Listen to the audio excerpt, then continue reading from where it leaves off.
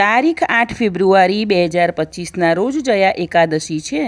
તેના પારણા તારીખ 9 ફેબ્રુઆરીના રોજ 7:04 થી 9:17 સુધીમાં કરી લેવા।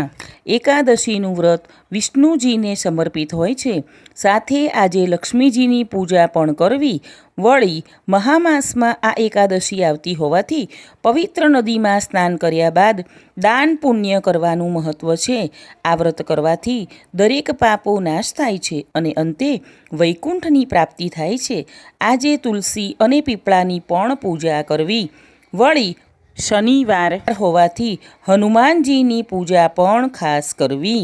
આજે વિષ્ણુ સહસ્ત્રનામનો પાઠ અને તુલસી ચાલીસા કરવી। જો એકાદશીનું વ્રત ન થઈ શકે તો માનસિક પૂજા કરવી। ઓમ વિષ્ણવે નમઃનો મંત્ર જાપ સતત કરતા રહેવું। ચેનલને લાઇક, શેર અને સબસ્ક્રાઈબ કરજો।